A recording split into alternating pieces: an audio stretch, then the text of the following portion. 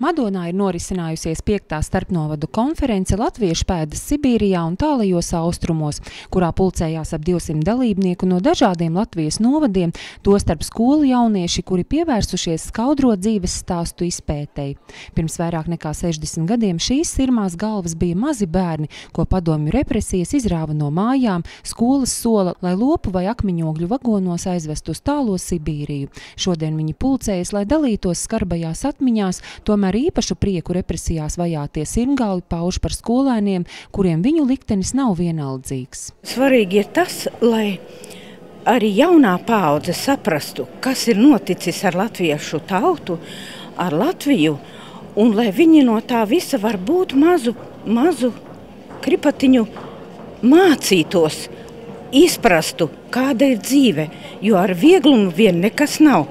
Saka, ka mēs stipri, ka mēs vēl varoši, tas jau ir nostiprināts tanī bērnībā. Konference šogad norisinās 5. reizi, un tās idejas autors, Rīgas Tehniskās universitātes profesors Jānis Vanags, tradīciju aizsācis ar mērķi rosināt jauniešos izpratni par mūsu tautas traģiskajiem vēstures notikumiem. Skolotāji mudināti, skolēni pēta dzīves stāstus, pieraksta atmiņu stāstījumus, un šogad konferencē iesniegti 16 zinātniski pētnieciskie darbi. Es pārskatīju darbiņus arī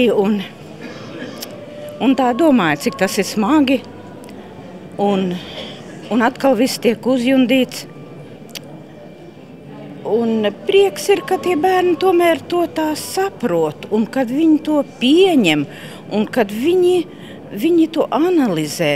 Es mēģināju iztēloties to, kā būtu, ja es tur būtu bijusi. Un es esmu sapratusi, ka tas bija tomēr viņiem tur bija ļoti grūti dzīvot. Katram ir jāzina, kā ir kādreiz bijis, kā ir bijis cilvēkiem, kuri ir tikuši aizsūtīti projām no dzimtās zemes. Man viss traģiskākais liekas tas visa vagonā braukšana, jo tur tiešām bezpalīdzīgi bija visi, ko nevarēja darīt. Vispārībā arī tā izdzīvošana tajā tālajā Sibīrijā. Jā, ļoti grūti likās pēc stāstījuma. Tas ir svarīgi, jo tā ir vēsture par mūsu tautu. Tātad jauniešiem vajadzētu uzzināt vismaz kaut cik. Daudzi no jauniešiem pierakstījuši savu tuvinieku stāstus. Citu mudinājis ne tikai skolotājs, bet arī vēlmi izzināt savas dzimtas vēsturi. Augstu konferences dalībnieku vērtējumu saņēma Ļaudonas, Gulbenes un Alūksnes jauniešu darbi. Edijs ir pierakstījis savas vecmāmiņas atmiņas. Viņa tur piedzimusi ir 22. jūnijā 1949. gadā Tomskas apgabalā.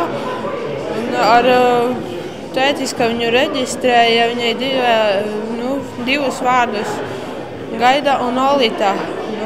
To Gaida un Olitu mamma gribēja, lai tiktu uz Latviju atpakaļ. Konference kalpo kā tilts ar paudzēm, starp Sibīrijas bērniem un jauno mūsdienu Latvijas paudzi.